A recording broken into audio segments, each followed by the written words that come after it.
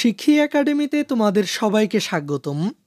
নবম ও দশম শ্রেণীর প্রিয় শিক্ষার্থীরা, আশা করি তোমরা সকলেই ভালো আছো। শিক্ষার্থীরা, আজকের এই ক্লাসটিতে আমরা আলোচনা করব তোমাদের বাংলা প্রথম পত্রের গদ্য 2 থেকে। আগের ক্লাসটিতে আমরা আলোচনা করেছিলাম তোমাদের বাংলা প্রথম পত্রের প্রথম যে গদ্যটি রয়েছে, অর্থাৎ প্রত্যুপকার গল্পটি থেকে। আর আজকের এই ক্লাসটিতে আমরা আলোচনা করব গদ্য 2 থেকে, অর্থাৎ ফুলের বিবাহ গল্পটি থেকে। তো চলো আমরা ফুলের বিবাহ গল্পটিতে চলে যাই। ফুলের বিবাহ গদ্যটির লেখক বঙ্কিমচন্দ্র চট্টোপাধ্যায়। শিক্ষার্থীরা, প্রথমেই তোমাদেরকে এই গল্পটি ভালো করে পড়ে নিতে হবে। শিক্ষার্থীরা, তাই প্রথমেই তোমরা এই সম্পূর্ণ গল্পটি ভালো করে বুঝে বুঝে পড়ে নিবে। আর গল্পটির কঠিন শব্দগুলোর অর্থ জানার জন্য তোমরা এই শব্দের অর্থগুলোও পড়ে নিতে পারো। এখানে গল্পের কঠিন শব্দগুলোর অর্থ দেওয়া হয়েছে। এখন চলো আমরা বহুনির্বাচনী প্রশ্নে চলে যাই। প্রথম বহুনির্বাচনী প্রশ্নটি হলো, ফুলের বিবাহ গল্পের পাত্র কে ছিল? অপশনগুলো হলো মল্লিকা, স্থলপদ্ম, রজনীগন্ধা নাকি মালতী। 4টি অপশনের মধ্যে সঠিক অপশনটি হচ্ছে মল্লিকা। ফুলের বিবাহ গল্পের পাত্র ছিল মল্লিকা। এরপর এই গল্পে কন্যাকুল বলতে কাদের বোঝানো হয়েছে? অপশনগুলো হলো ভ্রমর, বৃক্ষ, গাছপালা নাকি ফুল।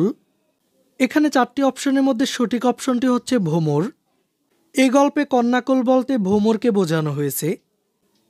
এরপর 3 নং প্রশ্নটির জন্য একটি উদ্দীপক রয়েছে। উদ্দীপকে রয়েছে, জমিদার জনার্দন ঘোষ মেয়ের বিয়ে দিতে গিয়ে পাত্র খুঁজে বেড়াচ্ছেন। অনেক খোঁজাখুঁজির পর অবশেষে রায়বাহাদুর শুভাশিস চৌধুরীর একমাত্র পুত্র দেবাশিসকে পাওয়া গেল। রূপে গুণে সে অতুলনীয়। এখন প্রশ্নটি হলো, উদ্দীপকের দেবাশিসের সাথে ফুলের বিবাহ গল্পের সাদৃশ্য রয়েছে কার? এখানে সঠিক অপশনটি হচ্ছে গন্ধরাজের। উদ্দীপকের দেবাশিসের সাথে ফুলের বিবাহ গল্পের সাদৃশ্য রয়েছে গন্ধরাজের। তার মানে সঠিক অপশনটি হচ্ছে ক। এবার চলো আমরা সৃজনশীল প্রশ্নে চলে যাই। প্রথমে আমরা সৃজনশীল প্রশ্নের উদ্দীপকটি দেখে নিই। মৌরি একদিন বাবার কাছে বায়না ধরে বোটানিক্যাল গার্ডেনে বেড়াতে যাবে। বাবা একদিন ওকে নিয়ে বেড়াতে গেলে সে ভীষণ খুশি হয়। নানা জাতের ফুল ফলের গাছের সমারোহ দেখে সে অভিভূত হয়ে যায়। দীর্ঘদিন সে যেসব ফুল ফলের নাম শুনেছে সেগুলো আজ নিজ চোখে দেখে খুবই আনন্দিত হয়। অবশেষে সিদ্ধান্ত নেয় বাড়ির আঙিনায় ছোট্ট একটা বাগান করবে। এখন আমাদেরকে এই উদ্দীপকটির আলোকে নিচের প্রশ্নগুলোর উত্তর করতে হবে। তো চলো আমরা এই সৃজনশীল প্রশ্নটির একটি নমুনা উত্তর দেখে নিই। প্রথম প্রশ্নটি হলো, ফুলের বিবাহ গল্পে কে ঘটকের দায়িত্ব পালন করে? উত্তরটি হলো, ফুলের বিবাহ গল্পে ঘটকের দায়িত্ব পালন করে ভ্রমর। দ্বিতীয় প্রশ্নটি হলো, ক্ষুদ্র বৃক্ষটি কেন বিরক্ত হয়েছিল? ক্ষুদ্র বৃক্ষটি বিরক্ত হয়েছিল কারণ ঘটক ভ্রমর পাত্রের সম্পর্কে আরও বিস্তারিত জানতে চাইছিল এবং নগদ দান দাবি করছিল, যা বৃক্ষের জন্য অস্বস্তিকর ছিল। তার ধারণা ছিল যে আগে বরকে নিয়ে কথা বলা উচিত, কিন্তু ঘটক বারবার পাত্রের গুণ ও নগদ দানের কথা তোলায় বৃক্ষটি বিরক্ত হয়ে। এরপর গয়ের প্রশ্নটি হলো, উদ্দীপকের মৌরির ভালো লাগার বিষয়ের সঙ্গে ফুলের বিবাহ গল্পের সাদৃশ্যপূর্ণ দিকটি ব্যাখ্যা করো।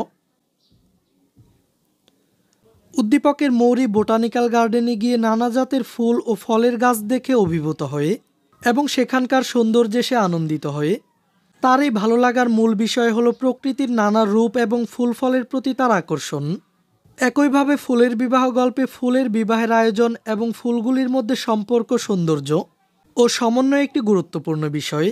গল্পে ফুলগুলোর মধ্যে যেমন সম্পর্ক সৃষ্টি হয়, ঠিক তেমনি মৌরি উদ্দীপকে প্রকৃতির সৌন্দর্য এবং ফুল ফলের প্রতি তার আগ্রহ দেখায়। দুটো ক্ষেত্রেই ফুল এবং প্রকৃতির সৌন্দর্যকে কেন্দ্র করে একটি গভীর অনুভূতি ও আকর্ষণ লক্ষ্য করা যায়। শিক্ষার্থীরা, এবার চলো আমরা সবশেষ ঘয়ের প্রশ্নটি দেখে নিই। প্রশ্ন ঘয়ে বলা হয়েছে, মৌরির মাঝে সৃষ্ট প্রতিক্রিয়ায় যেন ফুলের বিবাহ গল্পের মূল চেতনা। যুক্তিসহ বুঝিয়ে লেখো। চলো আমরা এই প্রশ্নটিরও নমুনা উত্তরটি দেখে নিই। মৌরির মধ্যে সৃষ্ট প্রতিক্রিয়াটি ফুলের বিবাহ গল্পের মূল চেতনা ও ভাবনার সঙ্গে মিলে যায়। মৌরি যখন বোটানিক্যাল গার্ডেনে গিয়ে ফুল ফলের সৌন্দর্য দেখে, তখন তার মনে এক নতুন অনুভূতির উদয় হয় এবং সে সিদ্ধান্ত নেয় নিজ বাড়ির আঙিনায় একটি ছোট্ট বাগান তৈরি করবে। এই প্রতিক্রিয়া প্রকৃতির প্রতি মৌরির ভালোবাসা ও আকর্ষণের পরিচায়ক। ঠিক একইভাবে ফুলের বিবাহ গল্পে ফুলগুলো একে অপরের সাথে সম্পর্ক তৈরি করে, তাদের মধ্যে সৌন্দর্য এবং ভালোবাসা প্রবাহিত হয়ে। গল্পে ফুলগুলো যেমন মল্লিকার বিবাহের মধ্য দিয়ে মিলিত হয়ে, তেমন মৌরি নিজেও প্রকৃতির সৌন্দর্য দেখে সেগুলোর প্রতি এক নতুন আকর্ষণ অনুভব করে। গল্পের মাধ্যমে যে অনুভূতি, সম্পর্ক এবং সৌন্দর্যের অন্বেষণ করা হয়েছে, মৌরির মধ্যে সে অনুভূতিরই প্রকাশ দেখা যায়। সুতরাং মৌরির প্রতিক্রিয়া ও ফুলের বিবাহ গল্পের মূল চেতনা একে অপরের পরিপূরক, যেখানে প্রকৃতির সৌন্দর্য এবং সম্পর্কের প্রতি আকর্ষণ প্রধান ভূমিকা পালন করে।